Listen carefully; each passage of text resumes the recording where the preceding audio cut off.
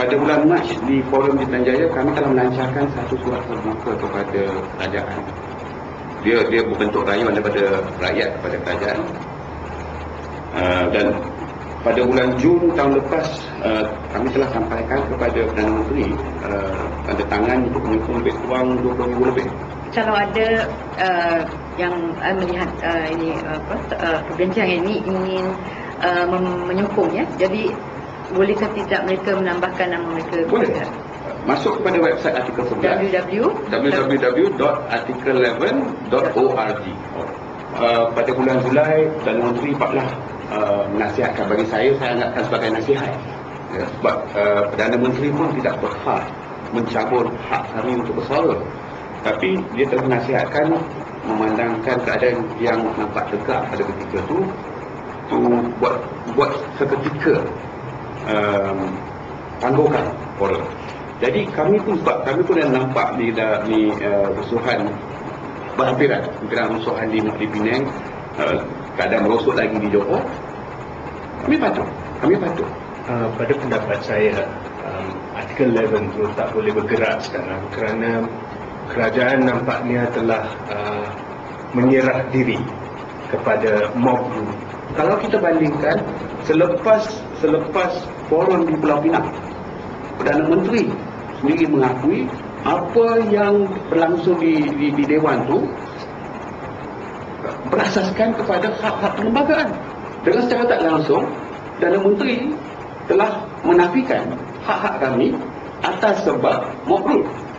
Jadi salah satu khawatiran artikel 11 yang kami ketengahkan melalui forum-forum tersebut, hak-hak asasi yang dijamin kedaulatan undang-undang harus dipertahankan oleh pihak kuasa.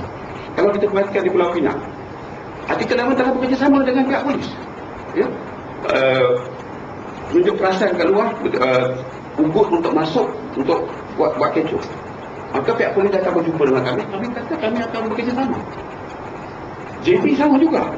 Jadi nampak seolah-olah pihak yang sanggup mematuhi dengan undang-undang dijadikan mangsa. Sekiranya arahan untuk tidak membincangkan perkara ini secara terbuka ditujukan kepada kedua-dua belah pihak, iaitu kepada yang menyokong untuk membincangkan isu ini dan kepada yang tidak, kalau boleh mahu menutup isu ini supaya tidak lagi diperbincangkan. Tetapi masalahnya arahan ini nampaknya lebih kepada pihak yang ingin membincangkan isu ini secara rasional, sedangkan pihak di satu pihak lagi yang lebih menggunakan isu ini sebagai satu platform politik atau agenda tertentu, diberi ruang sebebas-bebasnya untuk terus menerus sama ada mengeluarkan mengeluarkan hujah-hujah yang tidak berdasarkan fakta atau hanya tuduhan-tuduhan atau tuduhan-tuduhan semata-mata. Saya masih yakin nasihat Perdana Menteri pada bulan Julai bukan disebabkan Perdana Menteri pun tidak berpegang pada prinsip yang dipegang artikel 11 tinggi. Cuma Perdana Menteri nampak keadaan pada ketika itu sudah tegak. Pada pendapat saya, isu ini tidak boleh dipadamkan. Mungkin apa yang cuba disampaikan oleh golongan ini seolah-olah mereka mewakili majoriti. Pada pendapat saya rasa di pihak kerajaan pun ada yang akui nilai usaha artikel 11 sendiri. Jadi pada pendapat saya, mungkin insya-Allah pada suatu ketika kita akan melihat usaha mungkin di pihak kerajaan sendiri untuk buka ruang untuk perbincangan perkara sekali lagi. Usaha artikel 11 itu dan isyarah juga berterusan di kalangan rakyat sekarang. Di blog, di laman web, di kedai kopi, usaha itu, perbincangan itu berterusan. Aspirasi artikel 11 iaitu untuk memperjelaskan dan juga untuk mendukung dan mengajak rakyat Malaysia bersama-sama mendukung perlembagaan. Itu adalah aspirasi artikel 11. Dan kami bersyukur kerana setelah isu-isu ini diketengahkan, rakyat semakin peka tentang hak-hak mereka yang dijamin di dalam perlembagaan persekutuan. Dan kami juga meminta terutamanya kepada rakyat Malaysia beragama Islam seperti saya agar membincangkan isu ini dengan hati yang terbuka, yang dengan jelas untuk mencari keadilan kepada semua pihak. Kita tidak mahu juga agama kita ini didefinisikan ataupun hanya diwarnai atau ditentukan oleh setengah golongan kecil.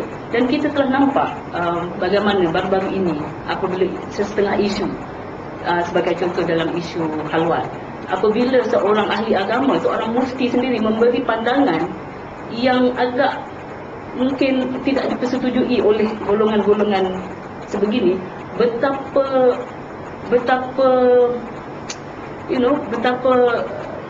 kasarnya bahasa mereka, mengeluarkan perkataan-perkataan yang kesat walaupun terhadap seorang mufti. Jadi ini menunjukkan kepada kita tentang bagaimana pihak-pihak ini menghadapi sesuatu isu itu tidak bersedia untuk berdialog secara terbuka, secara rasional dan terhadap untuk mencari penyelesaian kepada semua pihak. Jadi kita minta orang-orang Islam di Malaysia supaya tidak begitu cepat memberi tanggapan tertentu tentang sesuatu isu dan meminta cari maklumat secara terbuka, datang layari website kami, tengok apakah sebenarnya tujuan-tujuan dan objektif artikel 11 dan tidak hanya mendengar tomahan-tomahan di sebelah pihak. Itu harapan kami supaya mereka tak terus dimomokkan lah. Ya, betul.